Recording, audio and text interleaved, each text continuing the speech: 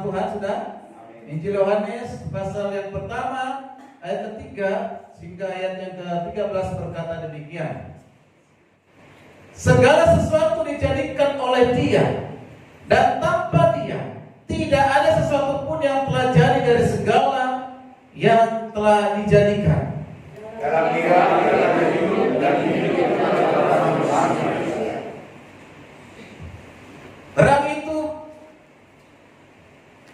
Terang itu bercahaya di dalam kegelapan, dan kegelapan itu tidak menguasainya.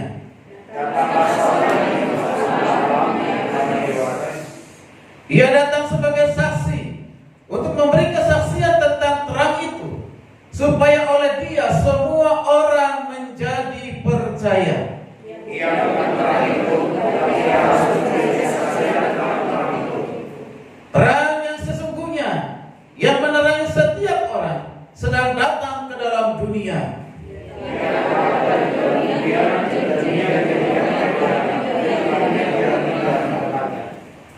Ia datang kepada milik kepunyaannya, tetapi orang-orang kepunyaannya itu tidak menerimanya.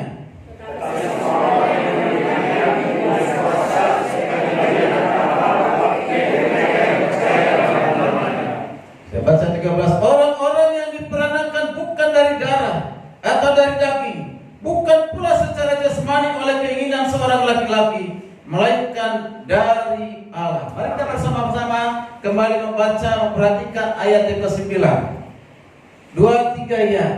Terang yang sesungguhnya yang menerangi setiap orang sedang datang ke dalam dunia. Tema firman Tuhan yaitu terang itu telah datang. Terang itu telah datang dan jadilah terang. Dari nas pembacaan Yohanes 1 ayat 3 sampai ayat 13.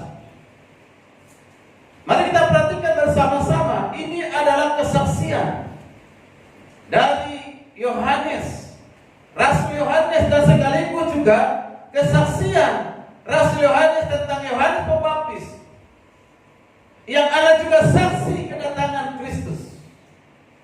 Di ayat 9 tadi kita perhatikan bersama-sama dikatakan terang yang sesungguhnya yang menerangi setiap orang sedang datang ke dalam dunia.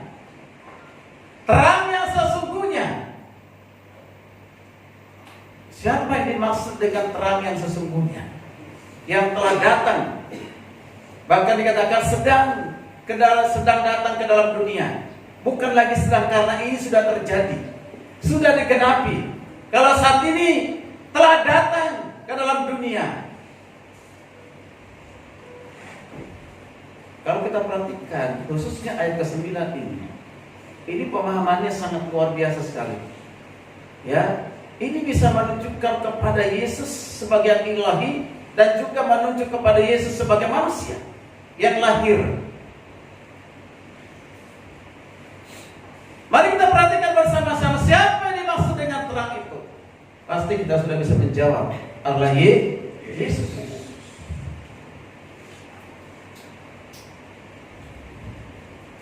Siapapun akan siapa terang itu adalah Yesus. Tapi ingat, ini bukan nama diri dari Tuhan Yesus.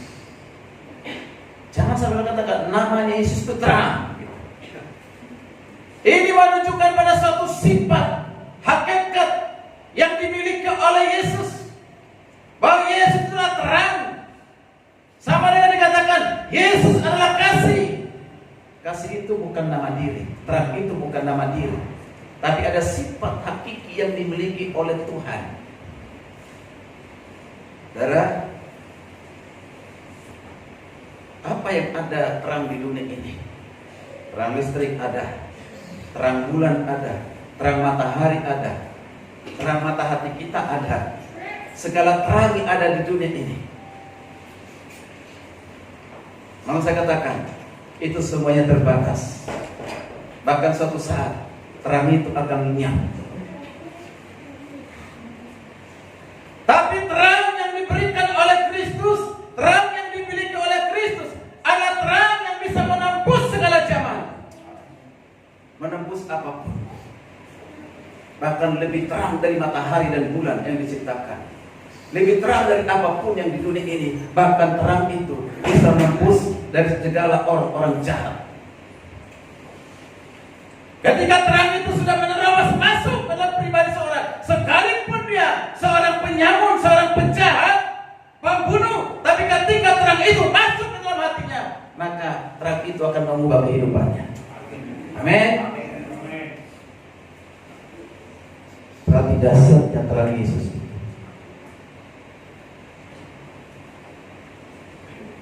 Mari kita perhatikan mengapa saya katakan dahsyatnya terang itu. Paling tidak ada 3 hal yang kita perhatikan. Yang pertama, terang yang dimaksud oleh Yesus itu, dia adalah pencipta segala sesuatu. Dan yang kedua,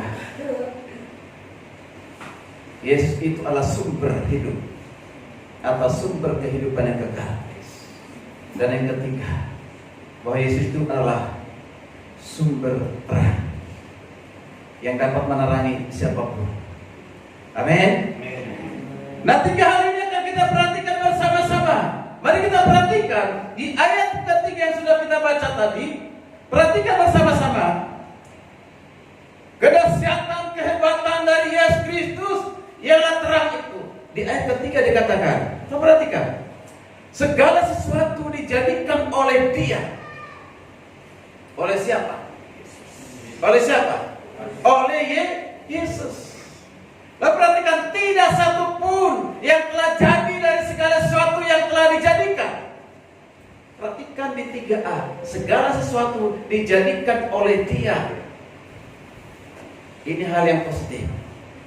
Lalu kemudian, tidak ada satu pun yang telah dijadikan dari segala sesuatu telah dijadikannya.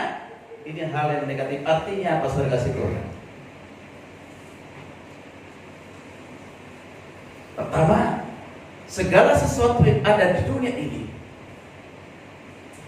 itu adalah hasil dari ciptaan Tuhan di dalam pribadi Yesus Kristus. Langit dan bumi dan segala isinya, seperti apa yang dikatakan juga di Kolose 1 ayat yang ke-16, di dalam Dia segala sesuatu diciptakan, baik yang ada di surga maupun yang ada di bumi, baik yang kelihatan maupun yang tidak kelihatan. Segala sesuatu diciptakan oleh Tuhan Yesus. Bagi kita yang memahami ini, maka tidak perlu lagi kita meragukan bahwa Yesus itu Tuhan atau tidak. Seperti saat ini masih banyak sekali orang meragukan tentang Yesus Tuhan. Tak pernah berhenti, saudara. Mungkin selama dunia ini masih tetap ada itu. Tiap hari saya mendengar yang seperti itu. Tiap hari saya melihat yang seperti itu. Bahkan menjadi tertawaan orang Kristen itu menyembah manusia. Mengapa? Karena memang hatinya belum diterangi, pikirannya belum diterangi, belum memiliki kasih karunia. Bahkan mereka menuduh kita bahwa Tuhan yang kita sembah memiliki keterbatasan, memiliki keterbatasan, memiliki ketidakmampuan. Contoh, sebelum Yesus naik ke surga, Yesus bertemu dengan murid-muridnya dan berkata, pergilah, jadikanlah semua bangsa muridku, dan baptislah mereka dalam nama Bapa, Anak, dan Roh Kudus. Terusnya, dan ajarlah mereka melakukan segala sesuatu yang kuperintahkan kepadamu, dan seterusnya. Ada yang punya pemahaman ini adalah akibat dari ketidakmampuan Tuhan Yesus untuk meneruskan pekerjaannya. Viral. Yesus adalah Tuhan orang Kristen tidak punya kemampuan, maka diserahkan kepada manusia. Dia Tuhan yang terbatas. Kalau Tuhan yang terbatas, ngapain kita harus percaya kepada Tuhan yang terbatas seperti itu? Ini adalah pemahaman yang sangat keliru. Memang yang mengajarkan itu, yang memviralkan itu, dulunya orang Kristen. Hanya Kristen, belum dikaruniai keselamatan, kelahiran baru. Luar biasa. Bapak Ibu kasih Tuhan, mari kita perhatikan bersama-sama di ayat yang sudah kita baca, di ayat ketiga, dan juga perhatikan di ayat 10, yang terang yang luar biasa itu, yang dapat mengubah segala sesuatu.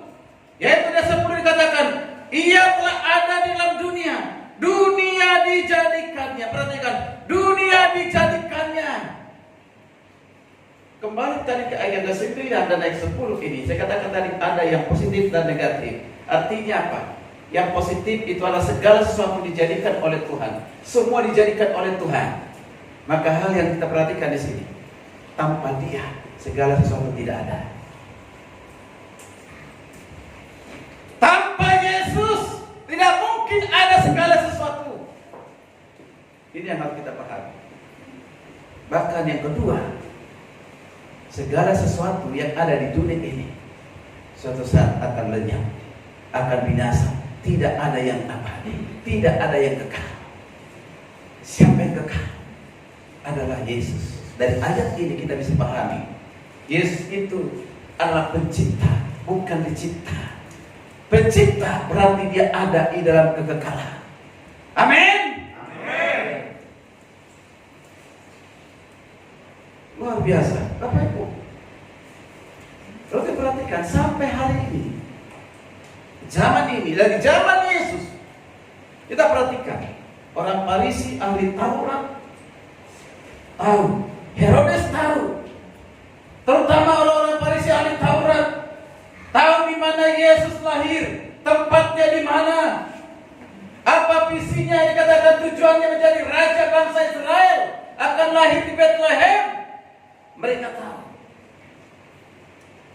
Mereka tahu, tapi tidak mengenalnya. Makanya orang yang tahu belum tentu mengenal. Kalau mereka mengenalnya, tidak mungkin menolak.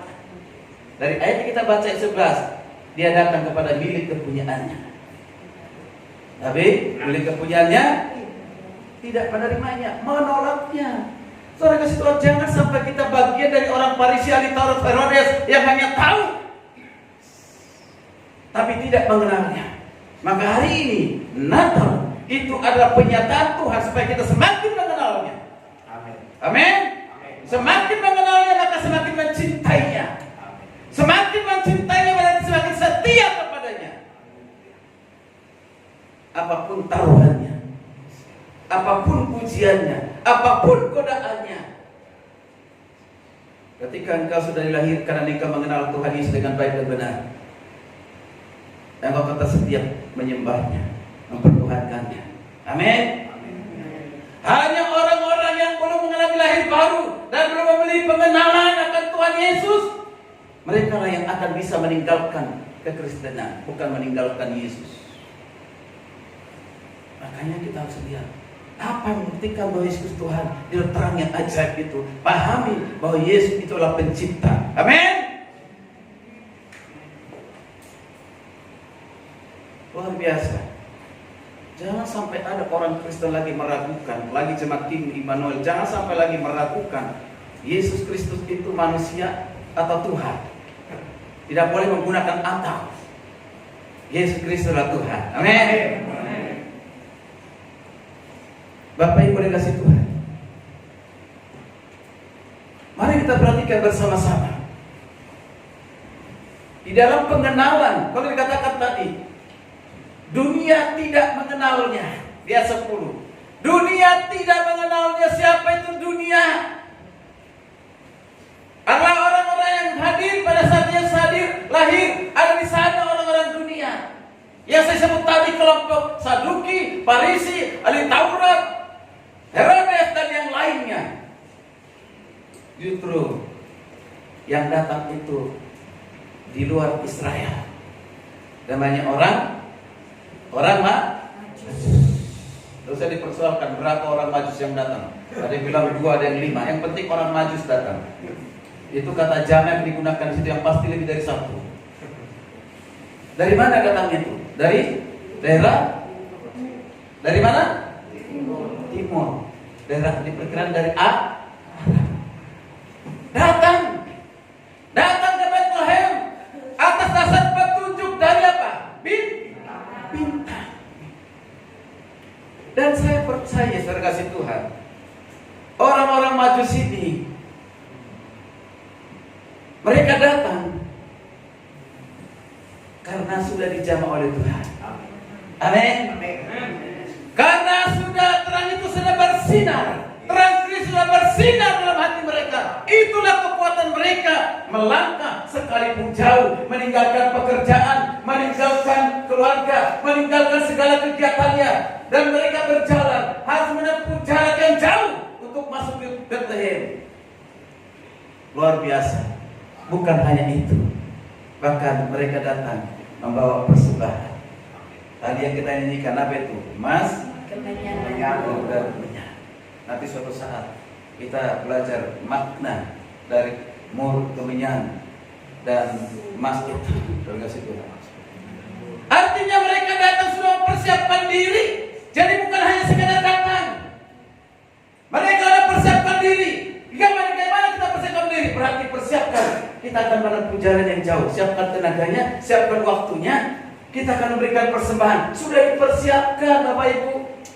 Ini membuktikan terang itu sudah menerangi hati mereka, menerangi pikiran mereka, sehingga mereka mempersiapkan, ingin memberikan yang terbaik kepada Tuhan.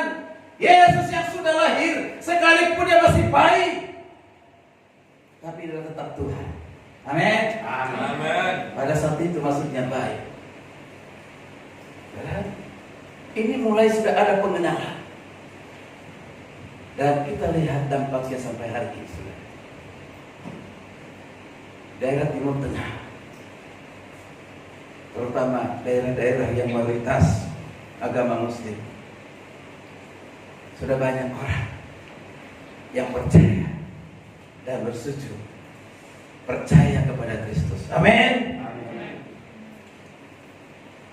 Dulu kita gak pernah mendengar 2, 3 tahun, 4 tahun yang lalu, apalagi pada saatnya masih sekolah, belum pernah mendengar namanya lagu-lagu Natal dalam bahasa Arab. Sekarang itu viral semua bahasa Arab. Kita surga bergema, malam kudus, lagu-lagu bahasa Arab semua sudah kasih Tuhan, itu lagu rohani. Dulu kita berpikir itu hanya bahasanya orang Muslim. Kita berpikir seperti itu, bukan? Ya kan? Bahkan mereka menganggap itu adalah satu bahasa mereka sendiri, tidak boleh digunakan orang lain. Karena saya punya buku Doa Bapak Kami, bentuk lingkaran. Kok orang Kristen kok punya bahasa seperti itu? Nanti itu belum saya bisa jelaskan, karena saya berpikir, saya juga bingung. Dulu ada namanya Jarat Al-Rahmat. Saya kursus Alkitab dan juga kursus Al-Quran, tetapi yang di kursusnya adalah mengenal Yesus menurut Al-Quran. Ternyata sekarang kita lihat, saya percaya ini tidak lepas diawali dari orang-orang Majus yang dari timur datang. Percayalah, sehingga itu berdampak jauh sampai hari ini. Sudah mulai ada KKR, bahkan ada pohon Natal di mall di Arab sana, besar sekali. Bahkan mereka sudah menyebutkan Selamat Natal, tapi Indonesia diharamkan untuk mengucapkan Selamat Natal. Masih ada spanduk itu, dilarang umat ini untuk mengucapkan Selamat Natal. Luar biasa. Mengapa ini bisa terjadi? Saya mengatakan karena hatinya belum ditembus dengan terang itu. Dia belum mengenal terang yang sesungguhnya. Ya Yesus, bahwa Yesus adalah pencipta langit, bumi dan segala isinya, bahkan yang memberikan napas kehidupan bagi setiap manusia, termasuk bagi mereka yang mengolok-oloknya, yang menolaknya, yang menghinanya. Tapi mereka tidak sadar itu adalah napas yang Tuhan berikan. Bagi orang yang tidak mengenal Tuhan, Yesus harus selalu mengolok-oloknya. Biasanya kalau tidak bertobat, cepat dipensiunkan dari dunia ini. Sudah terlalu banyak penceramah ya yang mengolok-olok menghina Yesus. Ada satu lagi sekarang lagi sakit parah, yang mengatakan Yesus tidak punya kemampuan, keterbatasan kemampuan. Sekarang lagi sakit parah. Kita berdoa sebelum dia meninggal berkenal Yesus. Amin. Karena kita mengasihi orang-orang yang mengolok-olok Yesus. Amin. Mari kita perhatikan bersama-sama. Hal yang kedua, mari kita lihat Yesus Kristus yang ajaib, terang yang luar biasa, yang dapat menembus segala zaman, menembus setiap orang, yang bisa menerangi hati setiap orang. Selain Dia pencipta, perhatikan di ayat keempat. Berbaca, coba ayat keempat.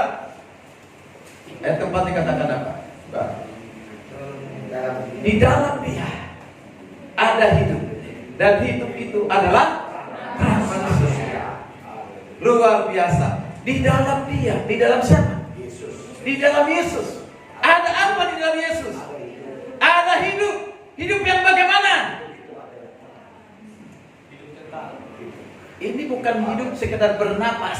Saya sekarang punya darah dan napas, saya hidup. Bukan, ini adalah hidup yang kekal. Amin. Luar biasa. Bapak Ibu dikasih Tuhan. Maka saya mengatakan sekali lagi bagi saudara yang mendengarkan, karena ini akan masuk juga di RPKM. Jangan pernah meragukan Yesus sebagai Tuhan. Yang dapat memberikan kehidupan kekal hanya Tuhan. Dan sumber kehidupan kekal itu hanya Tuhan. Amin. Yesus sumber hidup kekal. Kalau Yesus sumber hidup yang kekal, maka berarti Yesus adalah Tuhan. Amin. Amin. Amin. Ini aminnya hanya 2-3 orang ini. Yang lain di mana? Amin. Jangan sampai amin yang tidak mengerti Bapak Ibu ya. Di luar sana saudara, merendahkan Yesus, menghina Yesus, langsung teriak. Semuanya teriak. Dengan cara mereka. Amin. Nah kita di sini menyampaikan yang benar hanya 2-3 orang. Amin. Jangan sampai saudara saya ragu dengan hal itu. Ya. Saya mengatakan sekali lagi dengan firman Tuhan hari ini. Terang yang hebat, yang luar biasa Yesus Kristus. Selain dia pencipta, dia adalah sumber kehidupan yang kekal. Amin. Amin. Di dalam dia ada kehidupan yang kekal. Mari coba baca dulu 1 Yohanes 5 ayat yang ke-10. 10. Silakan Pak Paulus supaya lebih jelas. 1 Yohanes 5 ayat yang mulai dari ayat yang ke-10 sampai ayat yang ke-13. Silakan.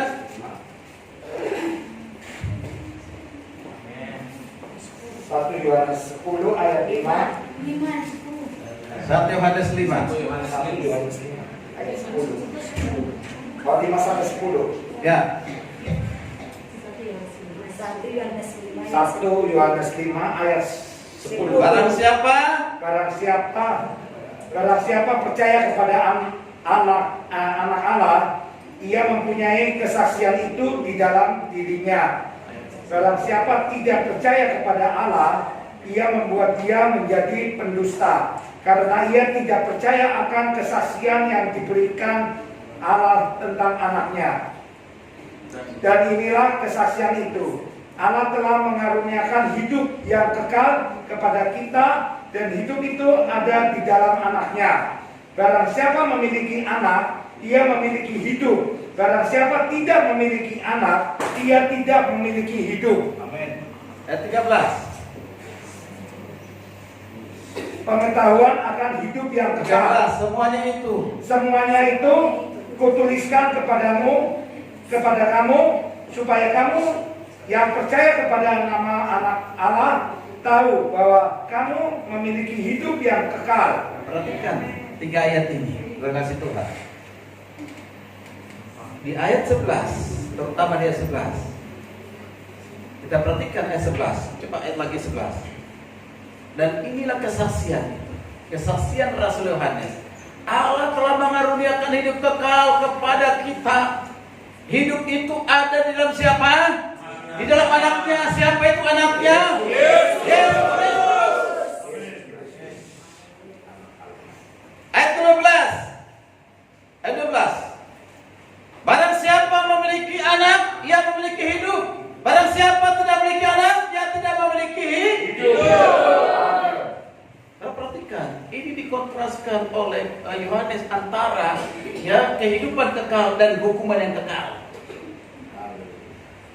Sekali lagi, antara kehidupan kekal dan juga kematian kekal atau binasa. Dia kontraskan, selalu dia hubungkan.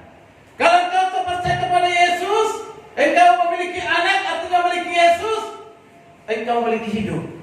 Tapi ketika engkau menolak Yesus, tidak percaya kepada Yesus, maka engkau akan dihukum dan akan binasa. Maka setiap orang yang tidak percaya kepada Yesus akan binasa.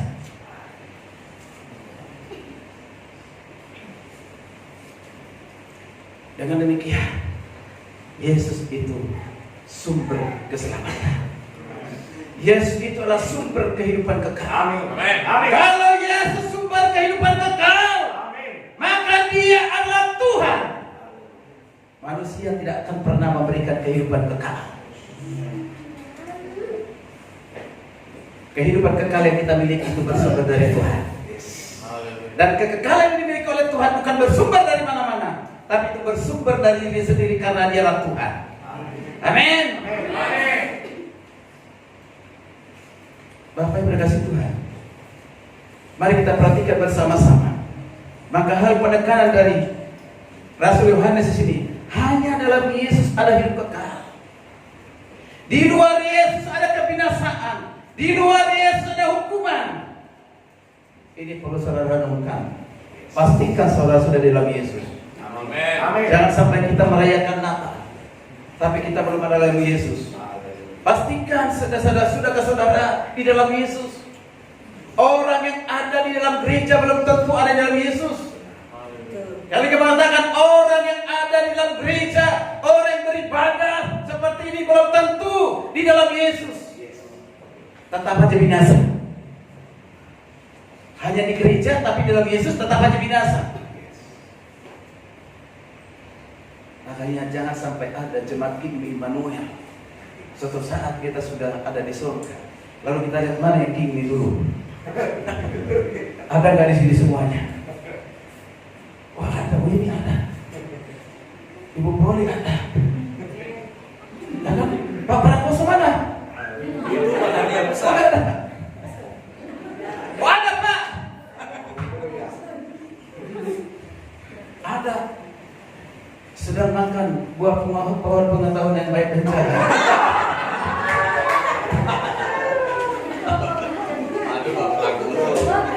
Tidak, Pak Prakoso sedang pelayan di Lampung memberitakan Injil. Jangan di Lampung, itu surga. Baik berkasih Tuhan. Jangan seartinya, jangan sampai ada yang terhilang. Amin. Yakinkan dirimu bahwa engkau sudah dipilih oleh Tuhan. Hal yang ketiga, mari kita perhatikan bersama-sama. Hal yang ketiga, Bapak Ibu kasih Tuhan. Kalau dikatakan tadi di ayat yang ke-4b dikatakan begini, dan hidup itu adalah terang manusia. Lalu dilanjutkan lagi, saudara perhatikan di ayat ke-6, dan datanglah seorang yang diutus Allah, namanya Yohanes. Ini Yohanes Pembaptis, bukan Rasul Yohanes. Ia datang sebagai apa? Saksi tentang apa? Kesaksian terang itu. Bukan Yohanes yang menjadi terang itu, tapi Yesus adalah terang. Dia menyaksikan tentang terang itu. Nah, perhatikan, supaya oleh Dia semua orang menjadi percaya. Wow, luar biasa. Perhatikan di sini. Yohanes dan Rasul Yohanes terutama adalah saksi tentang Yesus, saksi tentang terang itu. Dia harus memberitakan tentang terang itu. Apa tujuan Rasul Yohanes? Apa tujuan dari Yohanes Pembaptis untuk memberitakan terang itu? Dikatakan di sini apa? Supaya setiap oleh Dia semua orang menjadi percaya.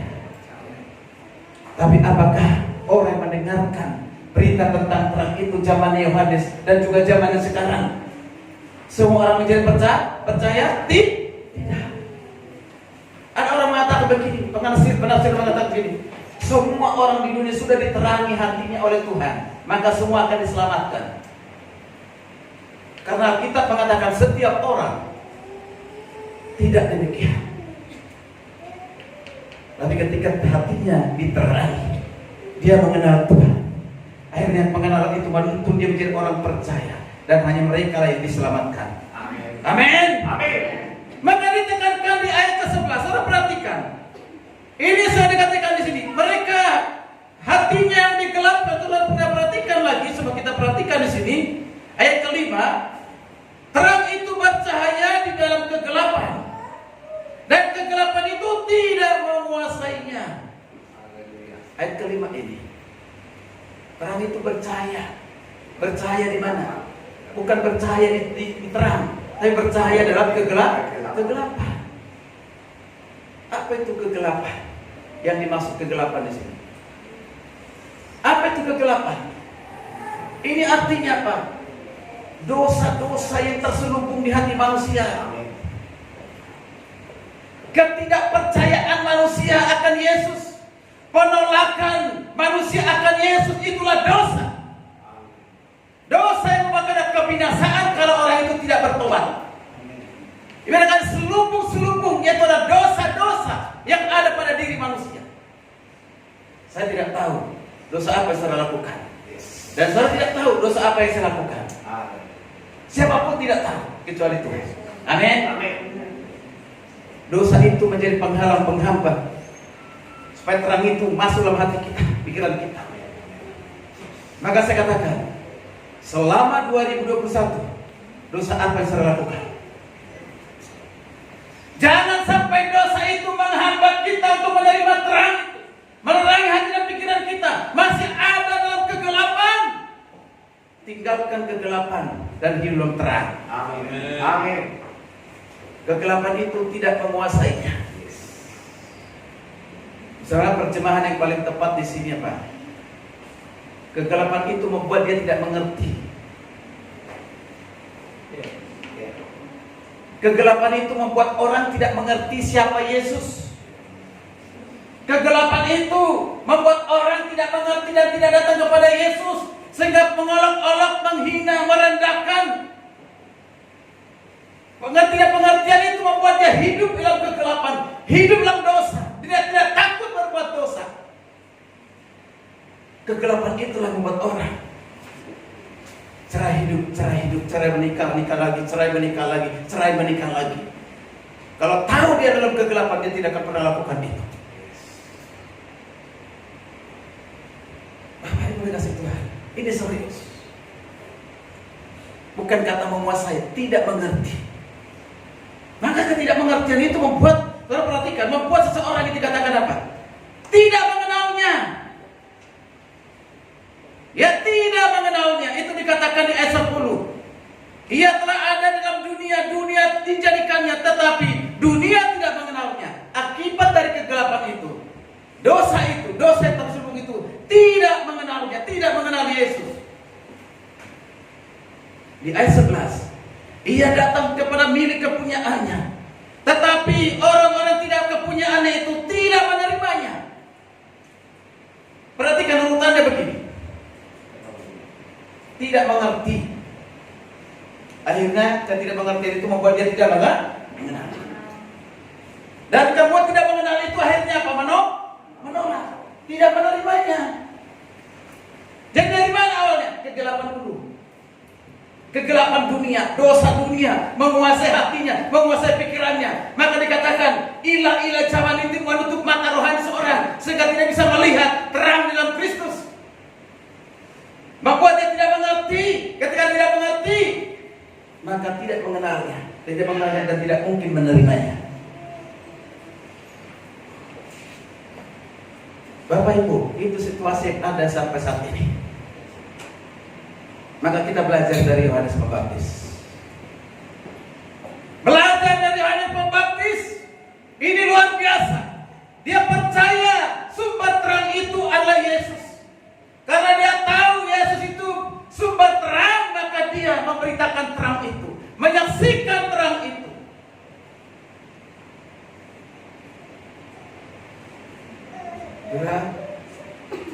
Pada saat Yesus sebelum dibaptis, nama Yohanes Pembaptis sangat terkenal pada saat itu. Sangat terkenal, memiliki popularitas. Barangkali kalau pada saat itu ada YouTube, mungkin dia akan lebih terkenal dari saudara dan saya. Kalau ada Facebook, mungkin pada saat itu dia akan masuk ke Facebook, langsung dibuat status. Tapi kita perhatikan, Yohanes Pembaptis itu demikian. Saudara, dia meninggikan Yesus, memberitakan Yesus, lalu dia merendahkan diri. Amin. Amin. Dia meninggikan Yesus tapi merendahkan diri. Harus Yesus yang utama. Amin. Jangan sampai kita meninggikan Yesus tapi kita juga meninggikan diri. Ini yang bahaya ini. Dan sering terjadi. Meninggikan Yesus tapi dia juga meninggikan diri. Oh, aku dipakai Tuhan dengan dahsyat luar biasa. Aku dipakai di kelompok ini, kelompok ABCD dan kelompok yang lain. Saya hebat dan sebenarnya saya di kehadiran saya menjadi berkat dan kita hati-hati. Engkau sedang meninggikan diri. Seperti apapun dipakai Tuhan dalam pelayanan, suatu saat atau selang ini tetap rendah hati. Amin. Ketika ada orang percaya datang kepada Kristus, jangan kau katakan itu karena saya. Kau meninggikan diri. Ketika ada orang datang ke beribadah ke gereja ini, itu karena saya. Engkau sudah meninggikan diri. Ketika ada orang melalui pemberitaan Injil datang kepada Kristus dibaptis, itu karena saya. Engkau sudah meninggikan diri. Jangan, belajarlah dari Yohanes Pembaptis. Semakin Yesus yang dibesarkan, dan dia semakin dicintai. Mengapa? Karena Yohanes Pembaptis selain dia saksi, karena dia sudah lebih dahulu menerangi hatinya. Luar biasa. Bapak Ibu yang dikasihi, mari kita perhatikan bersama-sama. Menjadi perenungan buat kita. Di ayat 12 dikatakan demikian. Saudara perhatikan 12. Tetapi semua orang menerimanya, diberinya kuasa supaya menjadi anak-anak Allah, yaitu mereka yang percaya dalam namanya. Siapa yang dapat menerima Kristus sebagai Tuhan dan Juru Selamat? Adalah mereka yang sudah mengenal Yesus dengan baik dan benar. Siapa yang dapat menerima Yesus sebagai Tuhan Juru Selamat? Mereka yang sudah dikaruniakan diterangi hati dan pikirannya, dan dikaruniakan iman, dan juga dikaruniakan keselamatan. Amin. Maka kita katakan, tetapi semua orang menerimanya, diberi kuasa menjadi anak-anak Allah. Itu yang percaya dalam namanya. Saudara kasih Tuhan bersyukur saudara menjadi anak Allah. Tapi apakah cukup? Tidak. Maka dikatakan terang itu sudah datang, maka jadilah terang. Jadilah terang. Jadilah saksi Tuhan. Amen. Supaya semakin banyak orang percaya kepada Tuhan. Jadilah saksi Tuhan, bersaksi seperti Rasul Yohanes dan Yohanes bersaksi, saudara. Dan ingat, sekali lagi, ketika kita bersaksi memberitakan Injil, sekali lagi, jangan mempunyai motivasi ingin membanggakan diri, meninggikan diri. Dan juga ketika sama bersaksi beritakan ini bukan untuk membesarkan gereja, bukan untuk membesarkan diri sendiri, bukan untuk meningkatkan kehormatan kita, bukan. Atau mengatakan memberitakan Injil supaya kelihatannya saya ini seorang sarjana teologi, seorang magister teologi, bahwa saya ini seorang yang rohani, seorang yang hebat, maka saya beritakan Injil. Tidak, bukan motivasi yang demikian. Milikilah motivasi yang dimiliki oleh Yohanes Pembaptis. Amin. Yohanes Pembaptis melakukan tugas dengan baik di dalam pelayanan. Bukan hanya selalu meninggikan Kristus, bukan hanya dia meninggikan Kristus, tapi juga dia merendahkan diri. Luar biasa. Bapak yang berkasih Tuhan, sekali lagi, sekalipun Yohanes Pembaptis pada saat itu dia terkenal di kalangan orang Israel, dia tetap mendahulukan Yesus, menghormati, memuliakan nama Tuhan. Karena Mesias itu bukan dirinya, sekalipun sempat dikatakan dialah Mesias, aku bukan Mesias. Dia Mesias sudah datang. Bapak yang berkasih Tuhan, mari kita masuk bersama-sama dalam satu perenungan. Terang itu sudah datang. Apakah kita selama ini sudah hidup dalam terang? Terang itu sudah datang. Apakah kita sudah ada dalam terang itu? Sehingga kita bisa menyala. Perintah kita menyala, bercahaya, menyinari, memantulkan terang Kristus di tengah-tengah dunia kegelapan ini. Terutama di tengah-tengah dunia ini, di tengah-tengah orang-orang kita kasihi sekitar kita. Bapak Ibu yang kasih Tuhan, terutama pada hamba Tuhan. Hati-hati dengan sikap kita di dalam pelayanan sebagai hamba Tuhan. Hati-hati. Mengapa saya katakan hati-hati? Jangan sampai kau seolah-olah menginginkan Yesus tapi sebenarnya tidak. Kristuslah yang harus ditinggikan.